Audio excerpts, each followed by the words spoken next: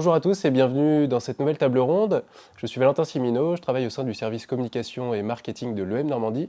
Et aujourd'hui, nous allons parler des métiers du marketing et de la communication. J'ai le plaisir d'avoir avec moi Laetitia Condamin. Bonjour Laetitia. Bonjour Valentin. Donc, tu es professeure assistante en marketing à l'EM Normandie. Oui. Tu as exercé pendant 20 ans et ça fait une dizaine d'années que tu te consacres donc à l'enseignement, si je ne dis pas de bêtises. Donc j'ai exercé en entreprise et ensuite je suis devenue enseignant-chercheur en marketing. Et donc aujourd'hui, nous avons également Pierre Darbo. Bonjour Pierre. Bonjour à tous les deux. Donc toi, tu es chargé de marketing chez Peoples.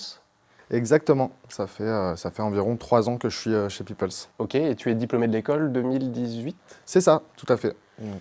Et donc nous aurons dans un second temps Marion Lecamus, diplômée de l'école 2017, qui est chef de produit marketing, qui va nous rejoindre pour cette table ronde.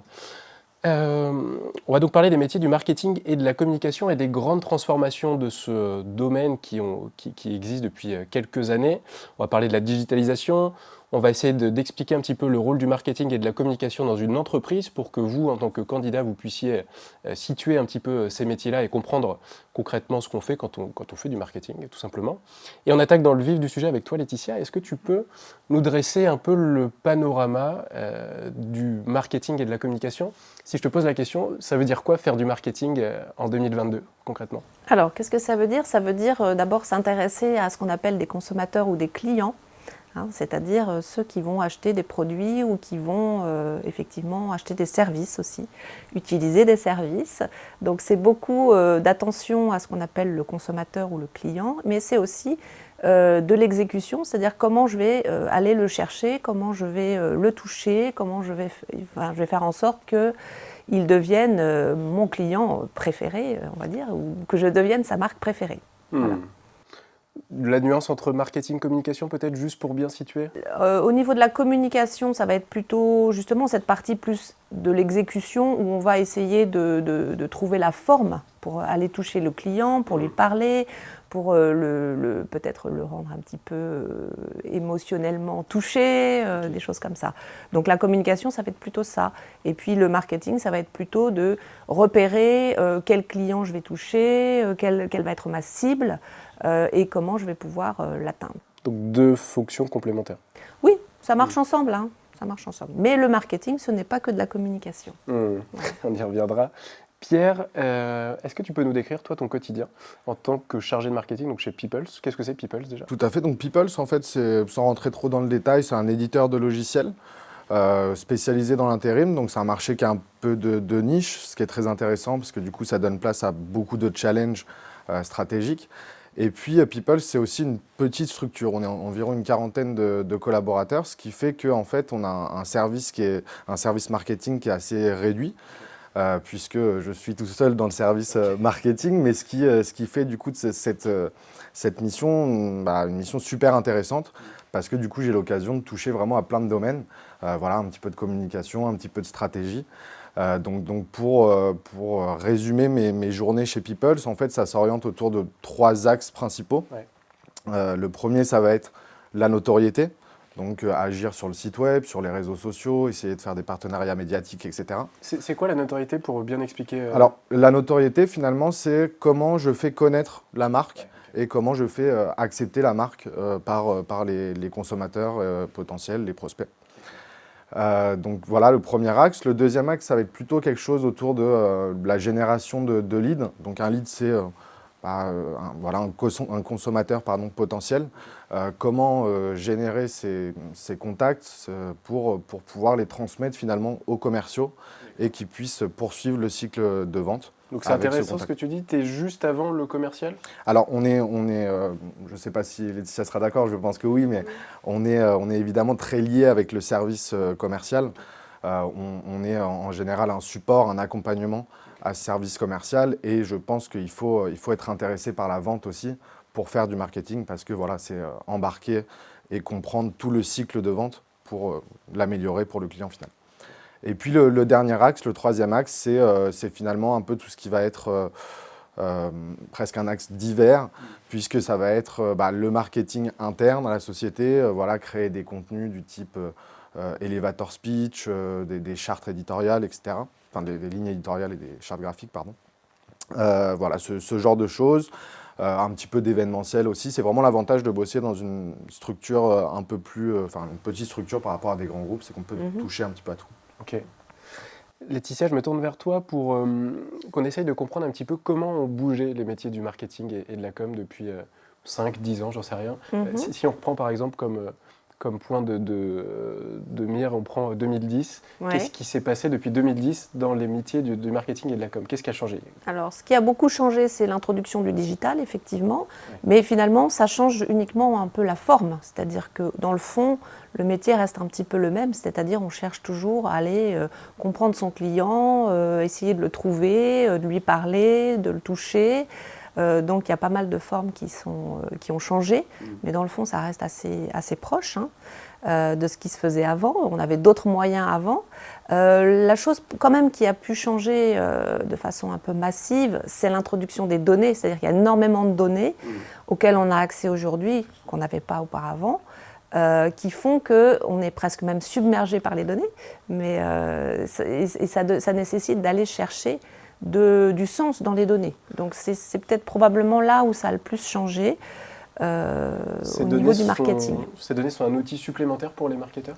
Oui. Alors, c'est même peut-être un outil qui à terme les remplacera, j'en sais rien, mais c'est une question qui se pose en ce moment. Mais pour l'instant, effectivement, il y a beaucoup de données. Donc, il y a notamment des métiers autour de l'analyse des données qui se développent pas mal et qui nécessitent effectivement une appétence un peu pour les chiffres. Mais le marketeur, c'est celui effectivement qui doit aussi aimer un petit peu les chiffres. Mais tout en gardant son œil curieux et sa créativité. Donc c'est un métier très complet de ce point de vue-là. Donc tu parles des données, ça a fait émerger des nouveaux métiers? Ça a fait émerger des nouveaux métiers, oui, autour de... Alors on va parler de tout ce qui est data analyst, par exemple. Okay. Donc ça c'est assez courant maintenant et c'est très recherché. Et toi Pierre, tu touches justement à cette partie-là? Alors, oui, du coup, sans avoir la spécialité et la spécialisation d'un data analyst, c'est vraiment la data et l'analyse de données maintenant. C'est quasi indispensable parce que pour déterminer une stratégie à moyen long terme et d'ailleurs des actions un peu plus épisodiques, on va vraiment utiliser toute cette donnée, tout ce savoir qu'on a pour essayer d'être le plus impactant, de transformer au maximum nos actions en réussite. Et c'est une part importante effectivement de la stratégie maintenant. Pour bien aider nos candidats à comprendre, ça change quoi la donnée pour une entreprise? Est-ce que c'est plus de personnalisation? Est-ce que c'est, tu le disais, plus d'impact, donc plus de conversion? Alors effectivement, on entend pas mal de choses sous la donnée. Ouais. Quand on parle de data analyst, on va plutôt aborder les sujets qui sont finalement, pour des choses concrètes, le nombre de visiteurs sur mon site, le nombre de conversions qui peuvent se faire par tel ou tel moyen sur le site, donc tel ou tel bouton par exemple que je vais remplacer, est-ce que ça fonctionne plus celui-ci, celui-là? Donc ça c'est vraiment le niveau 1 de l'analyse. Maintenant on peut aller beaucoup plus loin en faisant, si on reste sur le site web, carrément des parcours utilisateurs qu'on va pouvoir analyser avec un nombre d'événements précis et qui vont nous donner toutes ces confirmations sur notre volonté d'aller sur telle ou telle action. Et puis au niveau de données, il y a aussi tout ce qui est données effectivement personnelles qui est de plus en plus cadré et c'est tant mieux parce qu'en tant que personne, on n'aime pas que ça se balade. Par contre, c'est vrai qu'en tant que marketing, c'est intéressant d'avoir quelques données de ce style parce que ça nous permet de faire de la personnalisation, de faire des regroupements de potentiels consommateurs et finalement en catégorisant ces regroupements, on va pouvoir appuyer un peu plus sur ce levier ou celui-ci en fonction de la cible qu'on a. Mais il faut faire très attention et de plus en plus parce que c'est des données qu'on doit respecter et cadrer, bien sûr. Qu'est-ce qui t'avait poussé à te lancer dans le marketing à la sortie de l'école? Moi, ce qui m'a poussé, c'est l'alternance en fait, puisque j'ai terminé mon cursus avec 2 années d'alternance. Et donc j'ai commencé, je savais que j'avais une appétence pour le commerce, la vente. Et donc j'ai commencé en tant que conseiller professionnel au Crédit Agricole, où j'ai passé 1 année. Et puis à la fin de cette année, j'ai souhaité aussi découvrir un autre métier. Pour moi, c'est vraiment l'intérêt de l'alternance, surtout en 2 ans, c'est de pouvoir tester sur 2 fois une année, ce qui est quand même relativement long pour pouvoir découvrir un métier. Et donc j'ai testé cette expérience en conseiller pro et puis ensuite je suis parti au siège au Crédit Agricole où j'ai pu être attaché au marketing du marché professionnel. Et donc le faire dans ce sens-là, ça a été super intéressant pour moi parce que j'ai pu rencontrer les frustrations que pouvait avoir un conseiller professionnel et ensuite du coup en allant au marketing, on s'est forcé de développer les meilleurs outils pour les conseillers. C'est pour ça que tu vois, le marketing est vraiment un support de la vente. Ouais.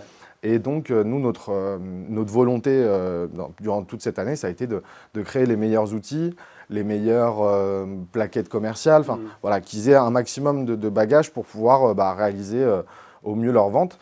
Et dans tout ça, en fait, ce que j'ai aimé, ce que j'ai apprécié, c'est qu'on ne perd jamais de vue le client final. Et que tout ce qu'on fait, c'est finalement dans son intérêt pour que un entretien avec un conseiller pro soit le plus agréable possible pour le client final. Et donc, moi, c'est vraiment à ce moment-là où je me suis dit, OK, j'aime beaucoup ces métiers parce que ça rejoint un peu cet aspect vente que j'appréciais. Et puis, je garde en tête tout le parcours client qui du coup, me tient à cœur. J'aime bien faire en sorte qu'on se développe en qualité à ce niveau-là.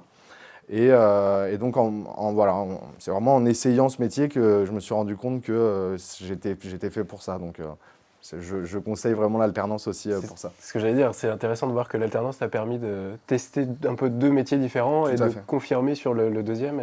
Exactement. Alors, je rebondis sur ce que tu viens de dire par rapport au parcours client. Effectivement, dans les nouveaux métiers qui apparaissent en marketing, il y a toute cette responsabilité autour de l'expérience client.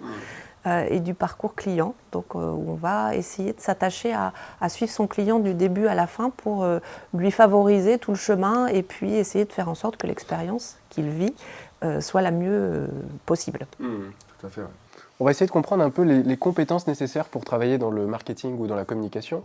Je me tourne vers toi, Pierre.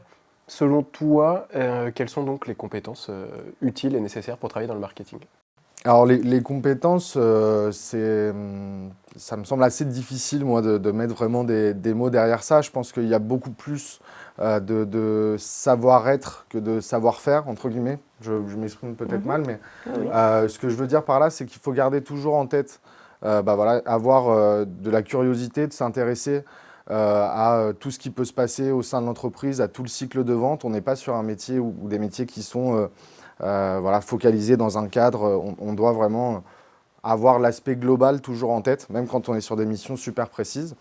On doit avoir, je pense, cet intérêt pour la vente et finalement comment vendre un produit, comment le présenter sous son meilleur jour, etc. Je pense que ça fait partie aussi de nos savoir-faire. Est-ce qu'il faut absolument aimer la marque pour laquelle on travaille ? Ou est-ce qu'on peut faire du marketing un peu comme on le ferait dans n'importe quelle entreprise de manière similaire sans forcément avoir une forte appétence pour la marque ? Je pense que c'est mieux d'aimer la marque pour laquelle, ou du moins le produit pour lequel on va travailler. Ça permet déjà, donc c'est pas forcément lié au métier, mais ça permet de se lever du bon pied le matin aussi parce qu'il y a plus de sens à ce qu'on fait. Ouais. Mais après, en soi, chaque entreprise va avoir sa stratégie, ses clients qui peuvent être totalement différents évidemment d'un secteur à l'autre, mais même dans le même secteur, on peut avoir des clients différents. Ouais. Pour donner un exemple qui parle à tous, je crois qu'on va parler un petit peu d'hôtellerie. Dans l'hôtellerie, on va avoir des clients totalement différents en fonction de l'établissement. Donc c'est pas forcément nécessaire d'être un amoureux de la marque, mais c'est quand même mieux, je trouve. Okay. Puis on le devient en fait. C'est vrai aussi. En travaillant dessus, on devient amoureux de sa marque, amoureux de son produit. Tout à fait. Et alors, plutôt du côté formation, Laetitia, quelles sont les compétences enseignées aujourd'hui ? À l'EM Normandie ? Oui. Alors, on enseigne beaucoup de choses au niveau de la stratégie aussi, en marketing, c'est-à-dire essayer de comprendre un petit peu comment l'entreprise va pouvoir s'en sortir au sein de son univers concurrentiel, essayer de voir quelle est la chose qu'elle va pouvoir mettre en avant pour aller convaincre ses consommateurs. Donc ça, c'est la partie stratégique, mais aussi on travaille beaucoup sur l'opérationnel, sur que ce soit du marketing relationnel, que ce soit de l'événementiel, que ce soit Qu'est-ce qu'il y a d'autre encore qu'on enseigne un petit peu? Marketing des services. Voilà, il y a une base, je dirais, fondamentale. Et puis ensuite, on va aider les étudiants à choisir peut-être des spécialités en fonction de leurs appétences. Ok. Dernière question pour toi, Pierre.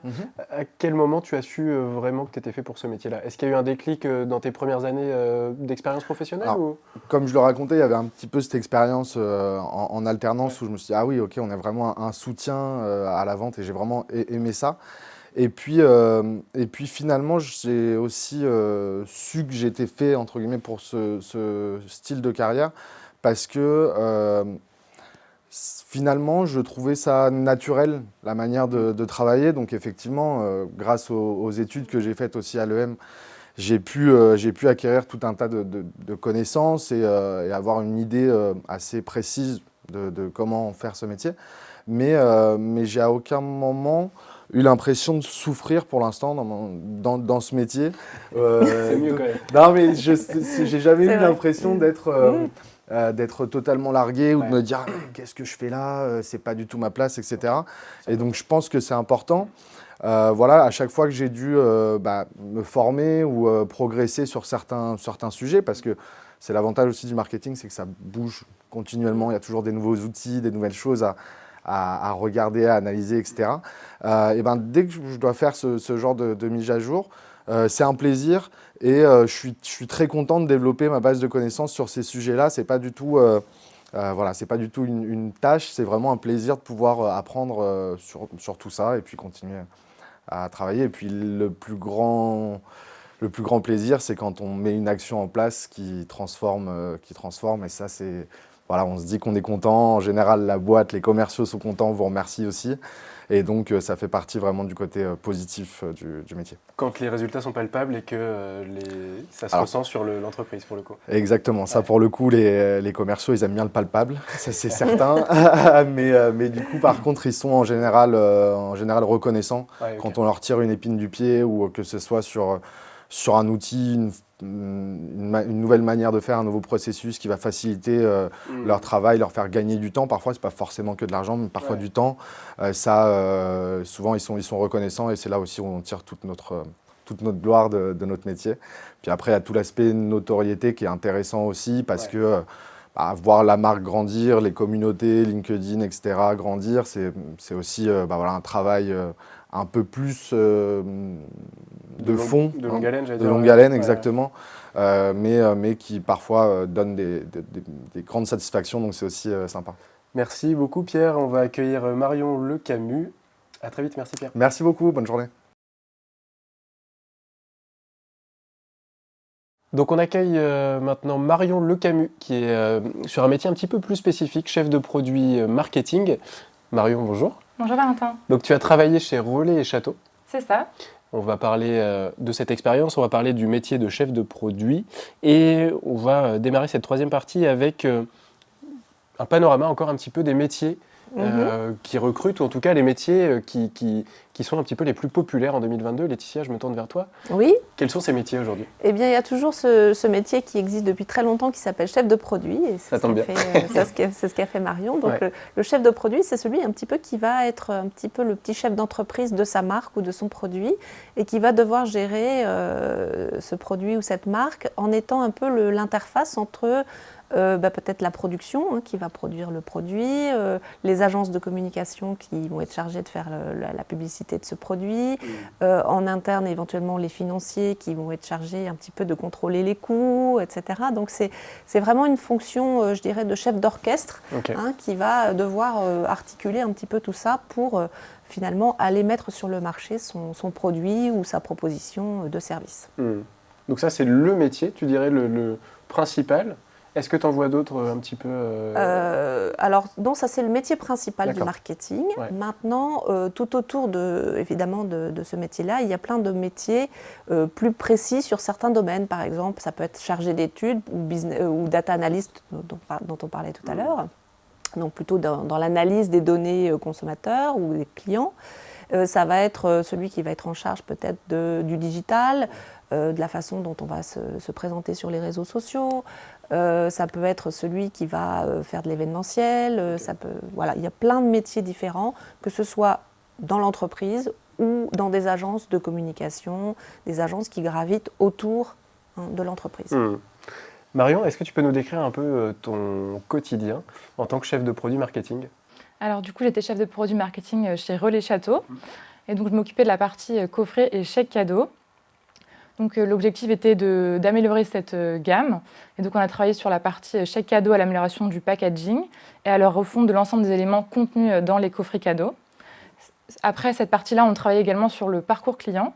Le parcours client à la fois des hôtels qui rejoignent les coffrets cadeaux, mais également des acheteurs donc, qui offrent le coffret cadeau et des clients qui reçoivent le coffret cadeau et qui ensuite réservent leurs prestations sur le site internet de Relais Château. Donc pour bien comprendre, chez Relais Château, il y a plusieurs chefs de produits marketing.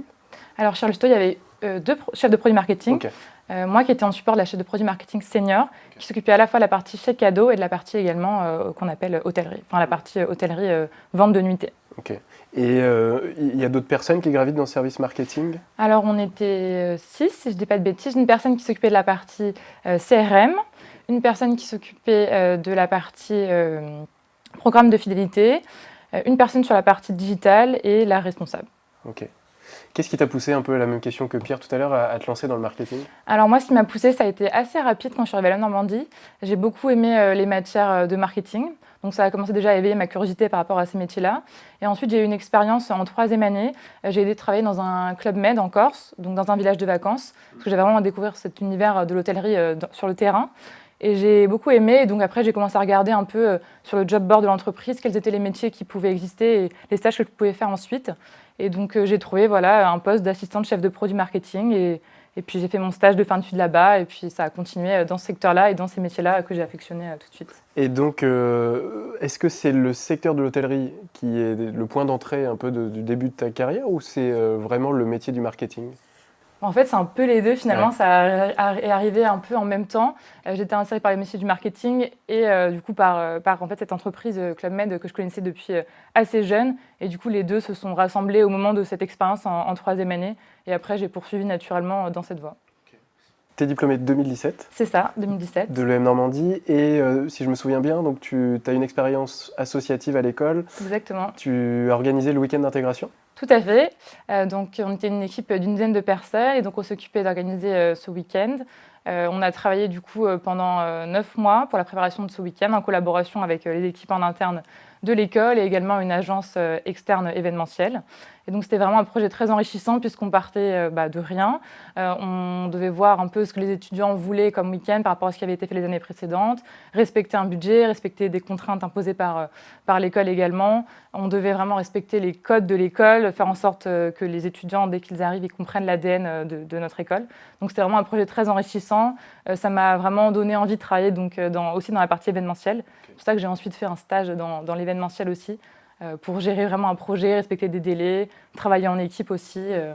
Laetitia, c'est intéressant parce que c'est un peu aussi ce projet associatif qui t'a emmené vers le marketing d'une certaine façon. Tout à fait. Est-ce que ces projets associatifs peuvent permettre de faire naître un peu des vocations? Oui, bien sûr. Oui, tout à fait. Dans la mesure où effectivement, il y a ce côté projet, où on va mener quelque chose de A à Z, avec l'idée d'aller effectivement convaincre des personnes, essayer de comprendre comment on va le faire, sous quelle forme, en utilisant quels médias.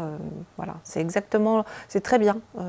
Tous les projets associatifs en général, on y retrouve pas mal de personnes intéressées par le marketing, la communication, l'événementiel, pour pouvoir justement mener à bien tous ces projets. Il y a un côté très dynamique dans le marketing qui plaît beaucoup en général aux étudiants ou aux jeunes en général.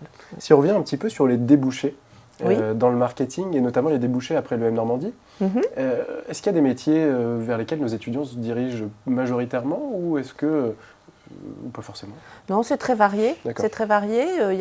Évidemment, il y a pas mal de demandes en digital, en tout ce qui est communication digitale, marketing digital, transformation digitale, dans des agences à l'extérieur ou dans des entreprises qui ont besoin effectivement de compétences dans ce domaine-là. J'allais te demander, plutôt côté agence ou plutôt côté marque? Il y a les deux. D'accord. Il y a les deux. Souvent, on commence souvent en agence. Ouais. Que ce soit une agence effectivement de communication, une agence de conseil ou des consultants. Et ensuite, on peut intégrer une entreprise, une marque plus précisément. Et Marion, toi, tu avais fait justement un stage en agence? C'est ça, j'ai fait un stage en agence événementielle, pardon. du coup, pour réaliser un essai presse, du coup, pour présenter des nouvelles voitures à des journalistes internationaux.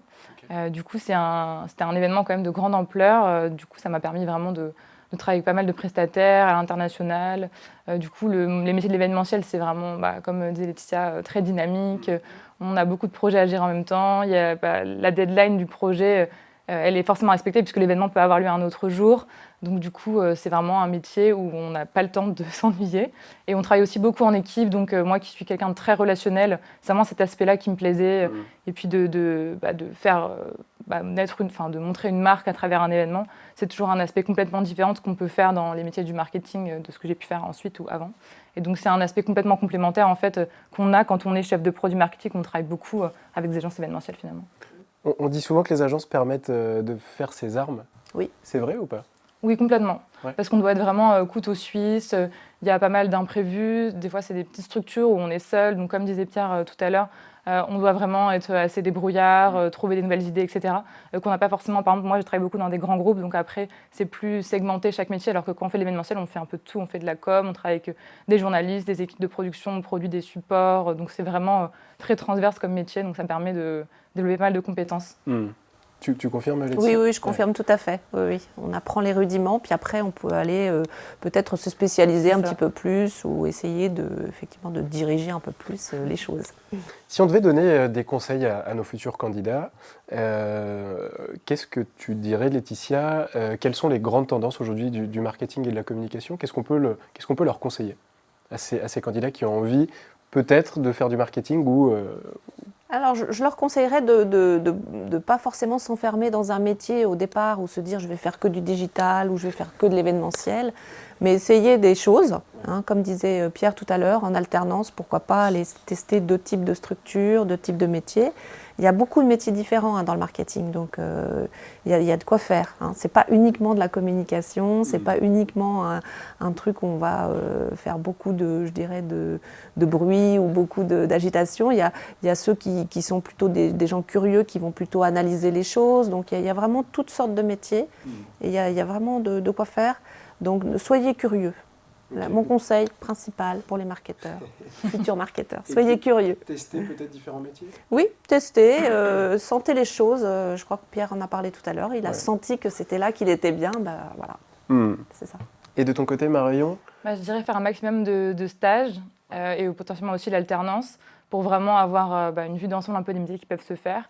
Et aussi, quelque chose que j'ai découvert plutôt après, c'est utiliser le réseau de l'école, où en fait, échanger avec des jeunes diplômés, des personnes qui travaillent depuis 20 ans, 30 ans dans des entreprises, pour voir vraiment ce qu'ils font, échanger, pour voir si ça peut vous plaire ou pas, que ce soit le type d'entreprise, le secteur, les types de métiers, vraiment pour avoir une vue plus globale que ce qu'on peut avoir à l'école, où on fait des projets, mais on n'est pas dans l'entreprise, donc vraiment échanger avec des professionnels en fait. Et c'est peut-être en ça que l'alternance joue un rôle aussi. Oui, tout à fait. Oui. C'est une bonne entrée en matière, mais les stages aussi. Les stages donc, aussi. Merci beaucoup. Merci. Merci. Bonne journée. J'espère que cette nouvelle vidéo vous aura éclairé, en tout cas sur les métiers du marketing et de la communication. On l'espère. À très bientôt. Au revoir. Au revoir.